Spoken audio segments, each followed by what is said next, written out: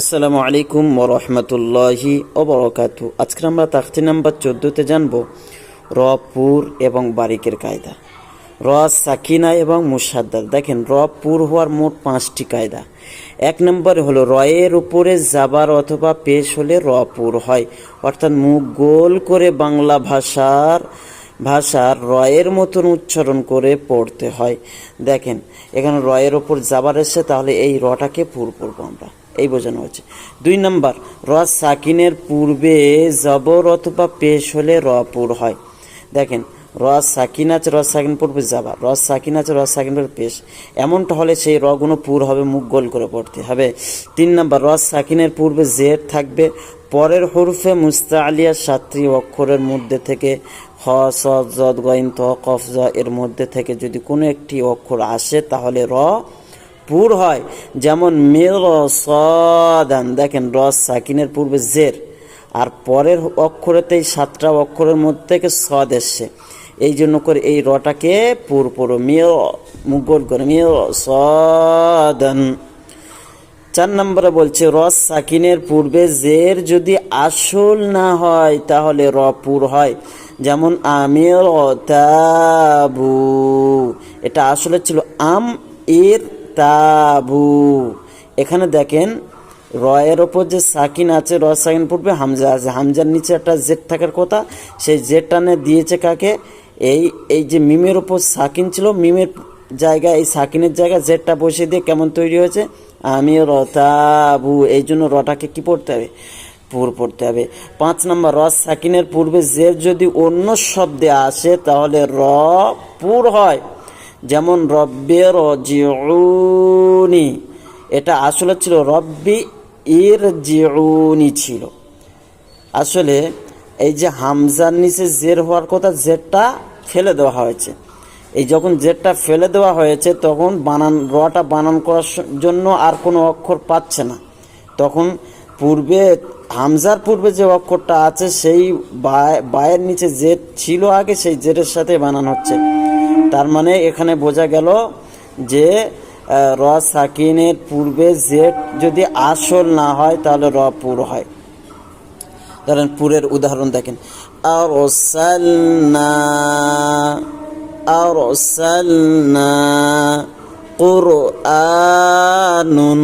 কুরআনুন ইয়াগরুরকা মিরসাদান। দেখেন, মিরসাদান, মুখটা গোল করে পড়তে হবে। র সাকিনের পূর্বে জের এসে আর পরের হরফে মুস্তাআলিয়া 7টি অক্ষরের মধ্যে থেকে সদ এসে, এই জন্য এটা পুর হবে। মিম রজের মির হবে না, মিরসাদান। কফ রজের কির বারিক হয়ে যাবে, হবে না। এই ত এসে, যেহেতু জের এসে আগে আর পরের অক্ষরে ত এসে, সিন ফিরকাতুন আমির তাবু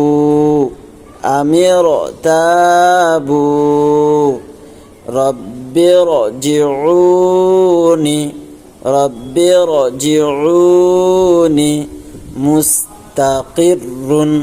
মুস্তাকিরুন ফাফিরু বিররুন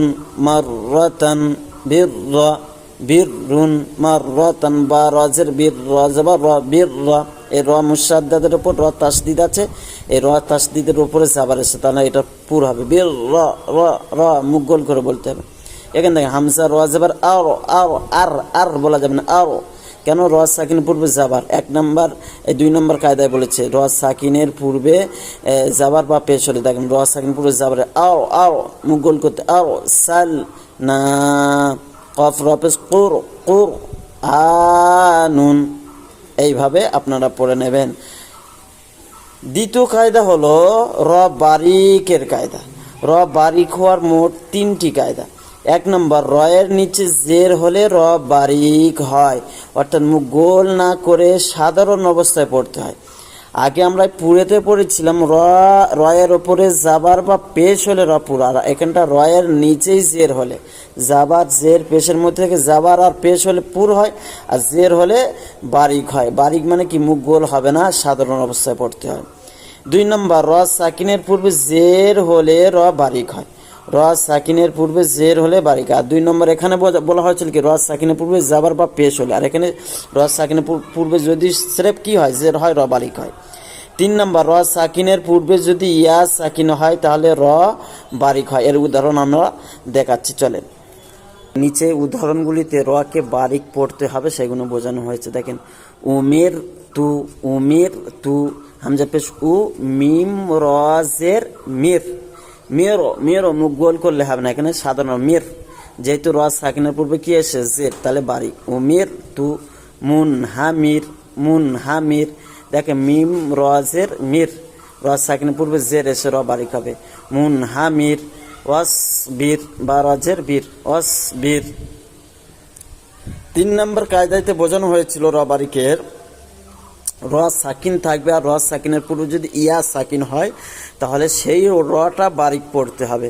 দেখেন তাহলে হয় ইয়া যাবার হয় না, 3টে একসাথে বানান করেন, 2টো সাকিনকে একটা জাবারের সাথে বানান হবে। হয় ইয়া র জাবার খায়র, এরকম বারিক পড়তে খায়র, এরা মুখ গোল করলে হবে না, খায়র এরকম বারিক পড়তে হবে।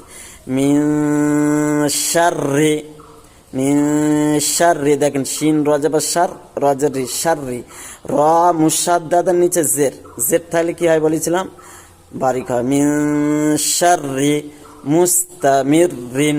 মুস্তামিরিন বাররি বিররি যুররিয়াতান তুহাররিমু কদির। দেখেন র সাকিনের পূর্বে জের, র সাকিন পূর্বে ইয়া সাকিন, র সাকিন পূর্বে ইয়া সাকিন থাকলে কি হয় র বারিক হয়। তাহলে দাল ইয়া রজের দীর কদির। দুররিয়ুন। তাহলে বুঝতে পারছেন আজকের ক্লাস এই পর্যন্ত থাকলো।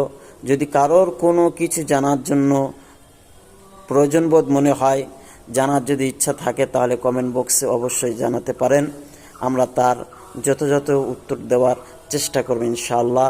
যদি আমাদের ভিডিও ভালো লাগে অবশ্যই সাবস্ক্রাইব এবং বন্ধুদের কাছে শেয়ার করেন। এই রমজান মাসে আপনাদেরকে আল্লাহ তাআলা এর বদলা দ্বিগুণ 70 গুণ বাড়িয়ে দেবেন ইনশাআল্লাহ। আসসালামু আলাইকুম ওয়া রাহমাতুল্লাহি ওয়া বারাকাতুহু।